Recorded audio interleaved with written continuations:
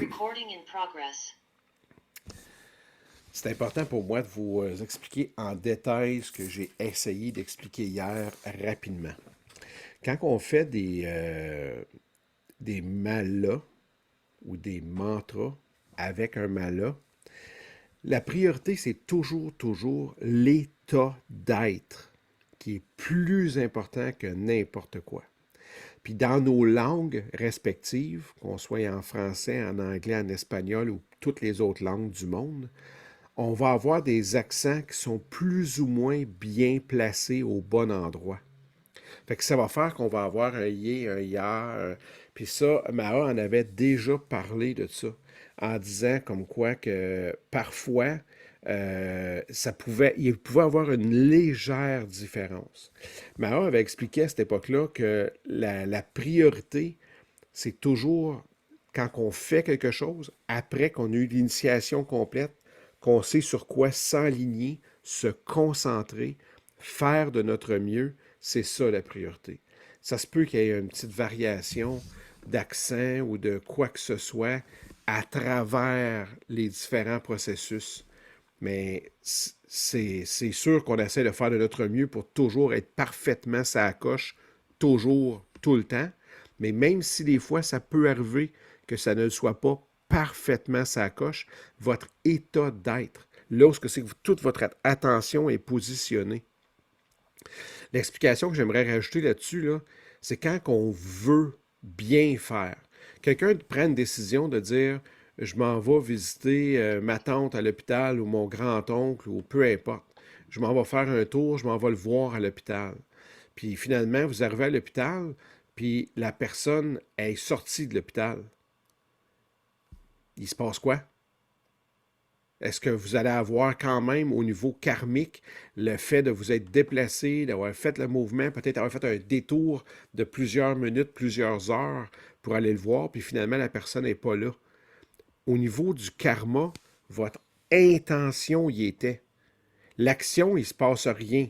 Puis si vous ne l'appelez pas pour lui dire hey, j'ai fait un détour pour aller le voir, tu n'étais même plus là, tu étais retourné chez vous, je n'étais pas au courant, c'est pas nécessaire. Mais votre intention était là.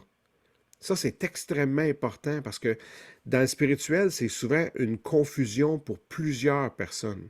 Si on fait quelque chose avec une intention précise, ça vaut. La puissance est là parce que votre intention y était. C'est ça qui fait une immense différence. Est-ce que vous comprenez ce que j'essaie d'expliquer comme nuance? C'est bon pour tout le monde? Parfait. Fait que même si des fois on n'est pas sa coche, même si des fois on peut faire des erreurs, ça fait partie des choses qui peuvent être quand même faire une grosse différence pour la suite parce que votre intention y est. Ça, c'est extrêmement important parce que je me suis beaucoup questionné hier suite aux erreurs que je vous ai parlé un peu plus tôt. Puis c'est vraiment là-dessus que je me suis refocalisé hier. Moi, je ne sais pas pour vous autres, là, moi j'ai passé une nuit record la nuit passée. J'ai dormi comme ça se peut presque pas. Là. J'en reviens pas comment j'ai dormi. J'ai dormi à 9 heures hier soir, puis je me suis levé, il était à 1 heure cet après-midi. Je me suis levé 2 heures pour aller mener ma fille au McDo. Je suis revenu à la maison, j'ai fait du temps d'observation doucement. J'ai juste filé ce que j'avais fait hier. J'étais très confus par rapport à tout ça. Puis, d'un coup, j'ai une fatigue qui est montée. Je suis retourné me coucher, mais là, aujourd'hui, là, je suis dans une forme comme ça fait longtemps que je ne l'ai pas été. Fait que c'est ça. Par défaut, c'était juste pour vous faire une mention que je pense qu'il est important que tout le monde puisse entendre. On fait de notre mieux le plus souvent possible. Mais la priorité, c'est l'intention. Puis la deuxième chose, si vous étiez capable complètement d'être dans l'état d'être parfait, d'être dans cet état-là, là, à la perfection, vous pourriez rester là pendant 10 minutes, 20 minutes, puis vous auriez fait des charges, vous auriez acquéri une puissance de la conscience que vous voulez charger, d'être en état d'être. La difficulté, c'est la difficulté de rester et d'être dans ces états d'être-là. C'est là qu'est le défi. C'est pour ça que le mala est inventé, pour qu'à la répétition, sur la longueur et le temps, ça puisse finir par faire une grosse différence parce qu'on découvre l'état d'être en étant dedans d'une façon répétitive et constante. Ça, est-ce que c'est clair pour tout le monde, ça aussi? Parfait. J'avais un autre point aussi que je voulais apporter. Euh, dans les, euh, dans les 1008, j'ai plusieurs questions qui me sont posées dans le sens que, oui, mais là, on acquiert beaucoup, beaucoup, beaucoup plus vite le 1008 qu'avant.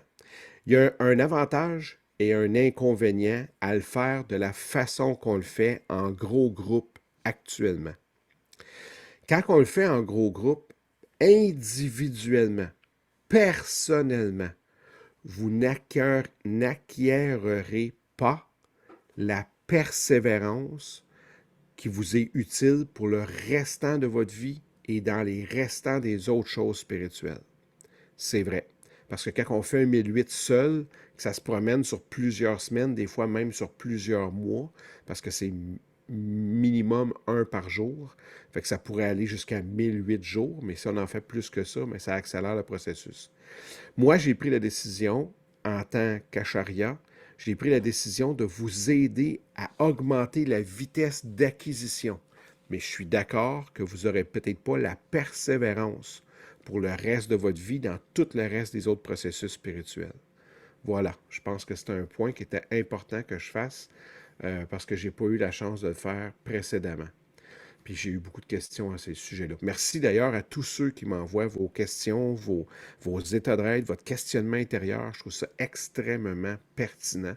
Puis ça me permet de prendre mon temps pour observer toutes ces différentes situations-là. Un immense merci. Me donnez-vous juste un petit 30 secondes? Je vais juste répondre à ma fille.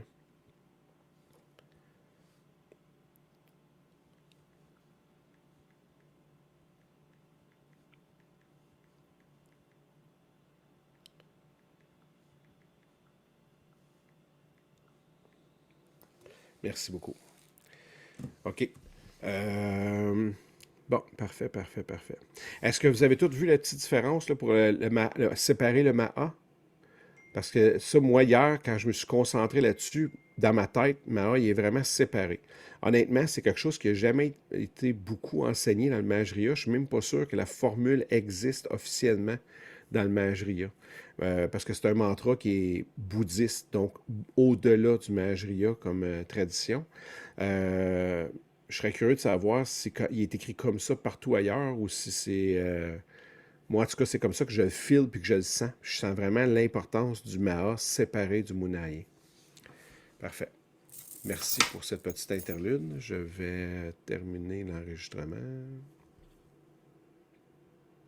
Cette petite vidéo-là, on pourra l'appeler complément du mantra de la nature.